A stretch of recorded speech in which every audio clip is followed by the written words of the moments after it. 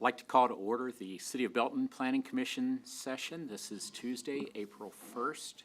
Yes, we are meeting. It is April 1st. And could we have the roll call, please? Chairman McPherson. Here. Mayor Larkey. Here. Councilmember Pryan. Here. Commissioner Christensen. Here. Commissioner Crate. Here. Commissioner McDonough. Here. Commissioner Walton. All right, thank you. First order of business we have this evening would be the approval of our minutes from our March 18 session. Those have been distributed and printed for you. Are there any corrections, modifications that need to be made? I'd make a motion to approve the minutes of the March 18th, 2025 Planning Commission. Second. All right, thank you for a second. Any other comments? Seeing none, all in favor of approval, say aye. Aye. Any opposed? All right. Next item under our new business for this evening is DEV 25-001. This is a request from Valvoline LLC to approve a final development plan for Valvoline, a 1,674 square foot motor vehicle repair business at 241 North Cedar Street. And Director? Yep, before you this evening is a final development plan for Valvoline. This is located, it's listed as 163rd Street, but the technical address is 241 North Cedar, which is located just south of Arvis Bank, in front of the other place. And the site plan, which I'll bring up on the screen here, includes a little under half an acre lot with approximately 1,700 square foot building with a two-bay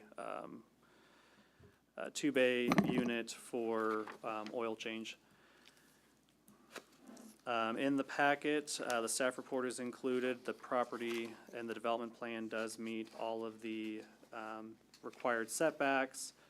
Landscape area, building coverage, and building height are all met, as well as parking. There are a couple of minor modifications that staff is supportive of with this request, including the reduction of the parking stall length from 20 feet to 18 feet, and then the outdoor lighting, which allows the foot candles to exceed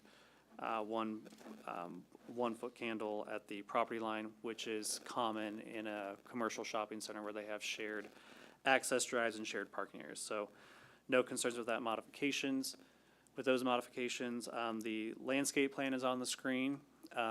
We do appreciate the additional landscaping that staff requested as part of this that Valvoline was able to provide. We did ask for a few enhancements to the property, including the landscaping and the building design, based on the fact that this was is within a CID, and that was part of the original conversation between the developer and City Council last spring when this was first brought forward to amend the CID to allow the Valvoline at this location. The building elevations are also included in the packet, and I'll bring those up here on the screen, which have a more modern design than some of the other Valvoline prototypes. I think it will fit in nicely with the surrounding buildings, especially the other place. It has a similar color palette and rooftop design with kind of the corner element with an additional height there on the corner for the storefront. Transparency with both the garage doors and at the storefront. And then they'll have gray stone wainscot with an so staff is supportive of the development plan and recommends approval. Again, approves of the two modifications, and we recommend approval of the final development plan so they may proceed with a building permit. I'm happy to answer any questions, and the Valvoline team is here as well. Okay. I'll just ask anyone from Valvoline team have anything additional you'd like to share? Don't want to take up any more time than I need to, but I'm here to answer any questions you guys might have. It's been a pleasure working with the planning planning commission team, and we came to terms on what that building should look like in Belton, Missouri, so we're glad to be a part of that, and we're glad to be here. So feel free to ask me any question you may have. Any questions or comments? The one question, Director, this probably be aimed at you. In the packet, the information said that the April 9th, 24, the City Council did approve this change so that Valvoline would be able to go in there. But it said to be developed if the adjacent parcel also is developed with the restaurant beverage use. And then the January 14, 25 meeting, it was approved to divide that lot into A and B. Question I have is just, do we have a second tenant for the other side of that yet? Garrett's back there. We have a representative of the developer here that can respond Okay. to that. Garrett Fugate, representing the development, Y58 Partners.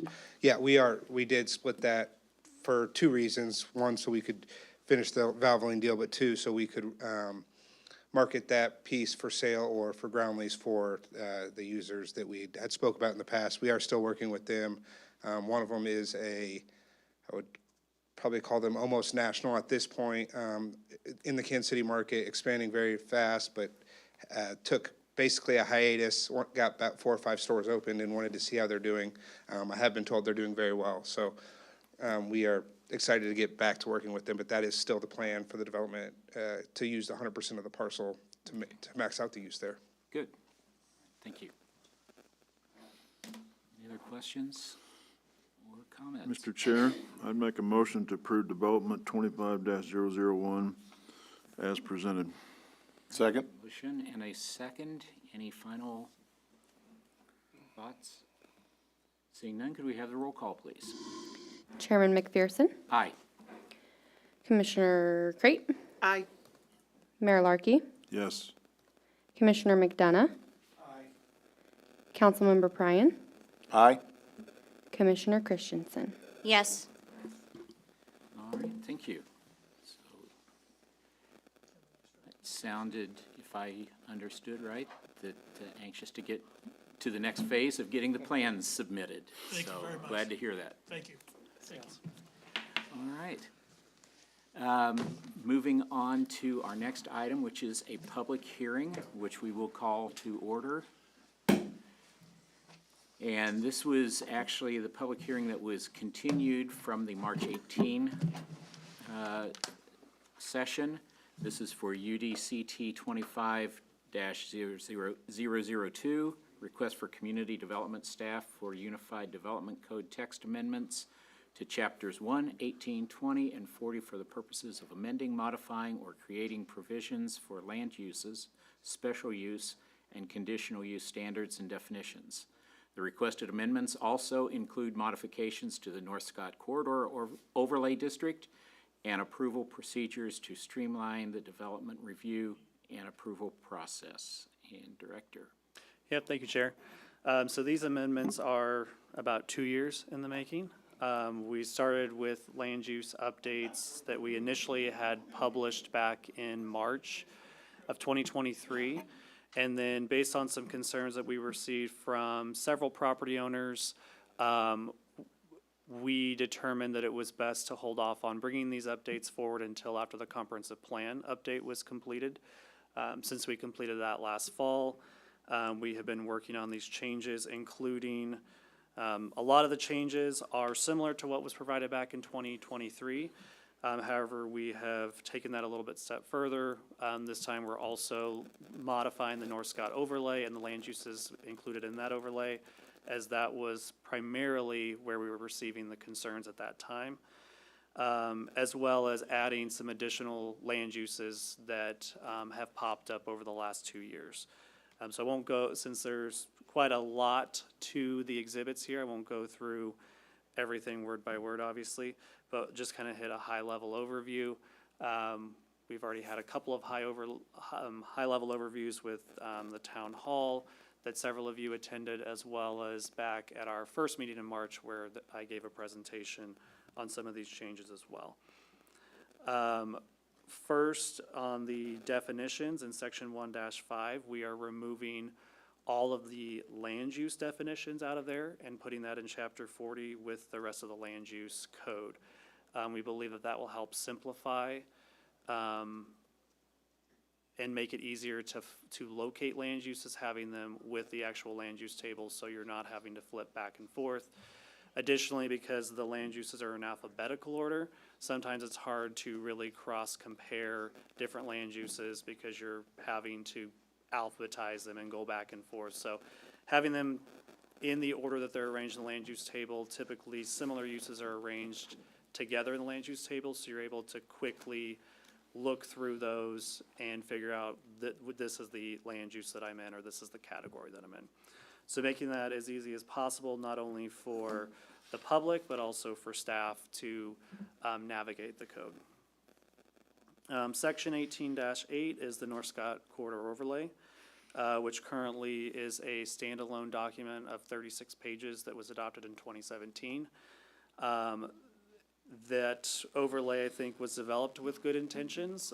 Unfortunately, I think it's obvious to most people that it has not led to the results that it was hoped to have reached in 2017.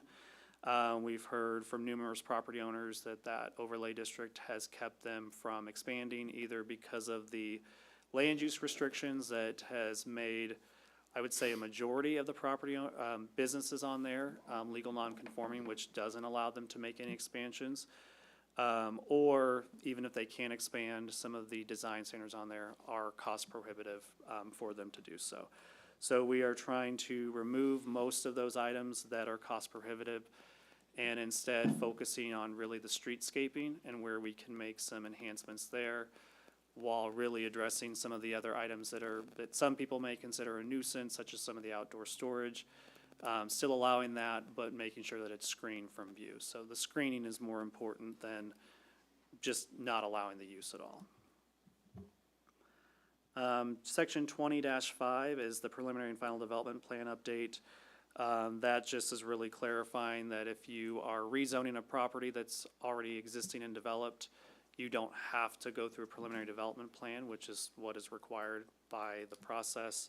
Really with that, you're just rezoning the property to allow a different use, but the site is already set up appropriately for that use. And then same with the final development plan. If you're getting a special use permit, you're already receiving a site plan review with that, so you don't need to duplicate that process. So those two changes are mainly to help streamline the process, especially thinking about North Scott. And then chapter 40 will have the biggest updates, which is the updates of the land use table, the special use standards, and the conditions of various uses, which are outlined in the land use table and in chapter 40. A few things to point out. Since this was published, but prior to the last meeting, one thing that was changed was in the North Scott overlay. We heard from a couple of different property owners that have some concerns with the outright prohibition on shipping containers. And so there are a number of businesses, especially contractor businesses, that typically will have a few shipping containers stored in their outdoor storage areas. And that is not for permanent storage. They're not using it for a shed or anything like that. They are using it because they use the shipping containers to load and unload product as they move it on and off site, specifically packing up tools and equipment that they take off site to a construction site, and the shipping container may stay there for a number of months while something's under construction, and then they'll bring it back. Those aren't typically shipping containers that we have a lot of issues with because they're not semi-permanent, or they're not intended to be permanent as an accessory structure. Similar, there's some businesses on North Scott where they have retail-related businesses where they're getting shipping containers in full of product, they're unloading the product, and then they may be loading product back in and shipping it off. So again, those are temporary and part of the overall business operations. They're not being used for semi-permanent or long-term storage. So with that, we've added clarification on that related to them that are regularly mobile and moved on and off site at least every 30 days. There was some concerns about the 30 days. There was a request to potentially look at 45 or 60 days with that, and so I wanted to get the commission's thoughts or concerns with possibly changing that to 60 days. And then that is pretty much all that I have as part of my presentation. That was the update that was made since the last meeting. Really, all the other land use updates we've kind of gone through. But I hope everybody's had a chance to take a look at everything that's in here. And if there are any questions, I'm happy to answer those or go into any detail on anything in particular. Okay. Since this is a public hearing, we'll ask if there's anyone here that would like to speak in favor or in opposition. One more time, anyone caring to speak? Then we will close the public session and open it to commission. Any questions that you have for the director? And you're wanting feedback from the commission then on the feeling towards how long the storage Yeah, just container? how long the commission thinks it's acceptable to allow a temporary cargo container on a property without moving. About how many do we currently have that? There's at least 2 business owners that have reached out to me. I know there's a number of other contractor businesses that probably have these. Again, most of the times when we're citing somebody for them, it's because they clearly have been sitting there for years. They're rusted, they're just being used for storage purposes and not for actual business activity. I've had one reach out to me and he wants to, like Matt said earlier, he wants to get product in, sell it, and then sell the container. All in, The whole thing. and he said it would be up 30, 45 days. That one could be sitting on his thing, Yeah. but he says he's gonna have them rotating in. As soon as he gets one done, he's gonna do another one, so. Go to the next. So I can easily see us Yeah. changing this because the- it's part of his business, you know, it's not, he's not storing anything, but it's Right. part of his business, because he, The rotating in and out, like what you're talking, Mayor, it sounds to me like 30 would really be kind of a short, or Yeah. too short of a time, possibly, for that. But What if we erred on the side of caution and went with 45 days? kind of split the difference. Yeah.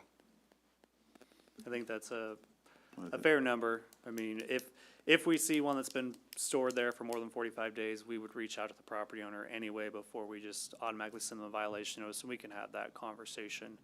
And That would over ultimately give them time, 60 days, right? over time, we would kind of learn which businesses are using that. And we- And and we again, don't- the and we- screening is the important piece of Right. this as well. and this one agreed to change his bench to where, right now it's open. He agreed to change his bench to where it's blocked, so you can't see it too, so. And like I said, we can always revisit this in a year or two, and Yeah. if 50, or 45 is an issue, we can always Yeah. revisit it. And I will say, we've done a lot of research on these, and most cities are not even putting anything in their codes about this. We've searched a lot of codes, and if you look at all of the areas of those communities that have kind of contractor areas, they all have shipping containers that are just kind of going unaddressed. So, we're trying to at least address it through screening, and kind of limit it to just 3 per property, so we don't end up with large yards of just shipping containers. That would be a separate, use that we would be looking at if we're gonna go that route. Okay. Any other comments? I might just put my 2 cents that we've always had rules against that, and before, when we passed all this, we addressed them harshly. The city wouldn't enforce it, and that we just had piles of trailers all up and down North Scott and 58 Highway, so I just make sure we enforce what we pass, Yeah, and which we haven't done in the past. And we have been enforcing it over the past few years. specifically utilizing the overlay. And there's already a section in there that references shipping containers citywide, where they have to be backed up to a dock or adjacent to a dock. So they're really intended more for distribution facilities. But in these situations along North Scott, they're not related to distribution necessarily. But yes, we have been enforcing them along North Scott and other places where there's been a lot of shipping containers that have clearly been there for a lengthy period of time that are just being used as storage. So in that situation, we've been trying to work with property owners on finding other ways of making it building additions to accommodate that. I think making these updates to the overlay also help make even a building addition more cost effective than having to bring in shipping containers. So we're trying to address it in multiple ways. I mean, there's even several businesses that have been looking in Belton that use shipping containers as their facility. You know, obviously it's they make them permanent and fix them permanent and paint them, you know. But there's actually national businesses that are using them as their structures, so. The question I've got is just kind of a general question with the change, especially concerning the North Scott overlay area. I know there had been a lot of feedback previously, negative, as you said, that this was prohibiting a lot of business expansion and growth and all. And I know as we went through the process with the whole planning for the strategic plan, that this was an item that was discussed a lot. After some of these changes and doing away with that separate overlay, you know, have we had much feedback from those on North Scott? Have we heard that, you know, they appreciate that we are trying to take their feedback and act on that, or is this still creating some problems, or what kind of feedback are we getting? Yeah, so we during the comprehensive plan process, we had a special meeting just for the North Scott corridor, and sent out invites to all the business owners and property owners along North Scott regarding that. I think we had about 30 people show up for that meeting. They expressed their concerns with the overlay. That was all documented in the comprehensive plan. And so a lot of these changes that we've made, we're trying to accommodate that. Originally, we were thinking of just tweaking the land use table, but then we realized that the land use table wasn't the only piece that was getting a lot of concerns. It was really that we were treating North Scott as a separate design district from the rest of the city. And some of the design standards were more extensive than what we would require elsewhere in the city. And so we've actually gone the other direction. We've made some exceptions for allowing metal siding on the sides and the back facades instead of having to do 50% masonry on the entire building, which is what is required elsewhere in the city. We've also made some additions to the setbacks to try to better accommodate the existing setbacks that are on North Scott, since North Scott was developed largely before we had larger setback and lot size standards. It will be really difficult without those exceptions for people to make additional improvements and additions to their buildings. So we try to be more flexible overall to hopefully encourage some additional reinvestment and new development and expansion along North Scott. We held the town hall meeting back in February. That was really well received by property owners. And really everybody that we have talked to about it has been happy with the changes that are being made here. So we already have a number of businesses that we've met with over the past month that are interested in making expansions to their businesses along North Scott or new construction on North Scott. So we are hopeful that we will continue to see that renewed interest with these changes. That's great.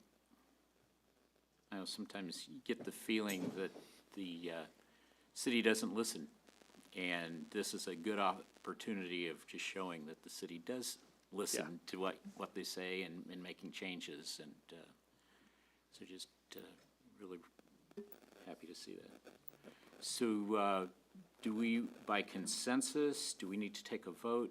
How do you want us, as far as the timing on the, We could first make a motion just to, on the, changing the temporary, timeline for the temporary shipping containers from 30 to 45 days. That could just be a separate motion and approval, and then approving, and then approve the entire document? or taking a vote based on Where's the that at amended. in here? I don't remember the whole page number, but it is in section 18-8, which, get there.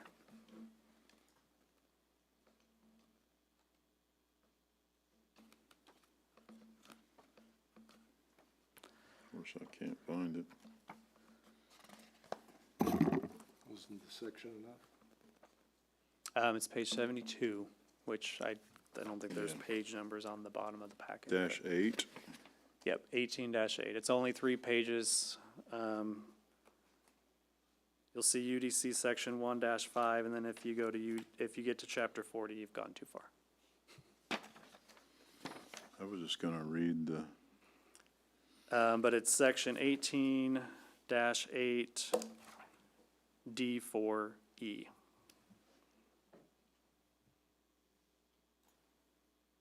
I can't find it, but I go to 3 or 4. And I have it on the screen too. Oh, yeah, here.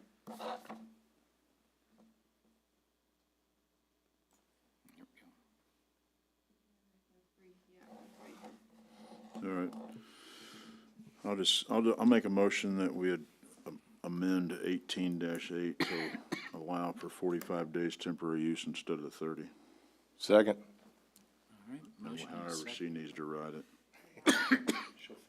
Since I can't find it. All right, so we've got a motion, a second. Any other discussion on the timeline? Then could we have the roll call? Councilmember Pryan, Aye. Mayor Larkey, Yes. Commissioner Christensen, Yes. Commissioner Crate, Yes. Commissioner McDonough, Chairman McPherson. Aye. All right. So now that we have made that amendment, are there any other questions or comments on the entire?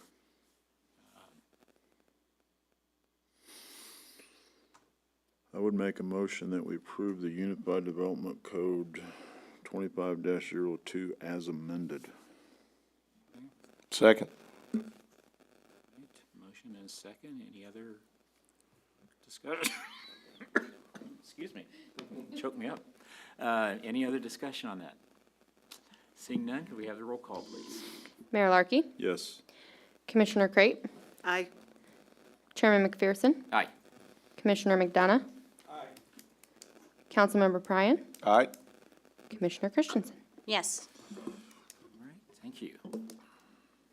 And now this will go to the, This will go to the City city Council, council correct? on April 15th. all right, very good. Director, any additional items you'd like to report on tonight? Yeah, we will have our next meeting. We'll actually be skipping a week, so our next meeting will be Tuesday, April 22nd. And then we'll have a meeting on May 6th. We do have items for both of those agendas. The next meeting on April 22nd, we have a final development plan and plats for the redevelopment of the old Domino's at 155th and North Scott. We're currently reviewing a convenience store and gas station on that property. And then we've received the Creekstone at Autumn Ridge final development plan and final plat for the May 6th agenda. And we may have some additional applications on there as well. But we have a number of potentially large projects that we anticipate receiving in the next few months that will keep us busy. All right, very good. And the reason for the shift in date is that next Tuesday is Election Day. And We moved the council meeting from the 8th to the 15th, so.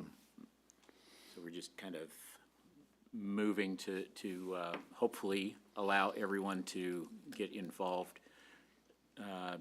Number of city council positions that are open and will be voted on. Are there other, is there public safety or fire? or Fire something? safety tax, simply extending it. It is not a new tax.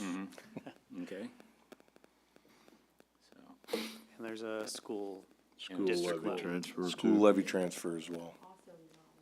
No, so not a new tax. okay. So definitely important to get out and vote next week. And so hope all of you will that are watching at home will do that. And those that are here, Hundreds. you better do it. They, Madison will get you. and it's no excuse voting, so if you can't make it Tuesday, you can go vote now. That's right. You come to our next meeting wearing your I voted sticker in order to get in. So, all right, any other items for this evening? Second. Motion and a second to adjourn. All in favor,